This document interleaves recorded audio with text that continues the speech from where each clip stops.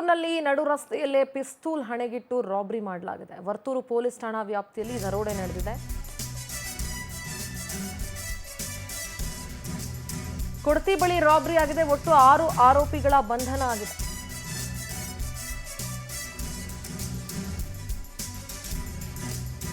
ತನಿಖೆ ಕೂಡ ನಡೀತಾ ಇದೆ. ಕೂಲ್ ಡ್ರಿಂಕ್ಸ್ ಸಪ್ಲೈ ವಾಹನ ತಡೆದು ಹಣ ದೋಚಿದ್ರು ಖದೀಮ್ರು. ಲಕ್ಷಾಂತರ ರೂಪಾಯಿ ಹಣ ಸಿಗುತ್ತೇನೋ ಅಂತ ಆಸೆ ಇಟ್ಕೊಂಡಿದ್ರು.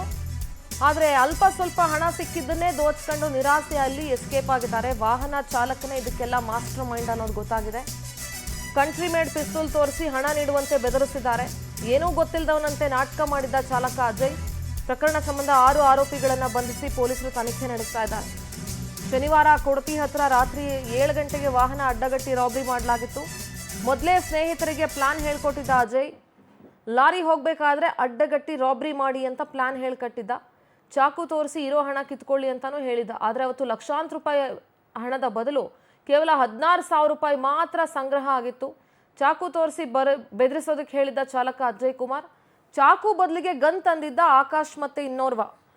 ಸೊ ಹೀಗಾಗಿ 6 ಜನರನ್ನ ಪೊಲೀಸರು ಬಂಧಿಸಿ ತನಿಖೆಯನ್ನ ನಡೆಸ್ತಿದ್ದಾರೆ.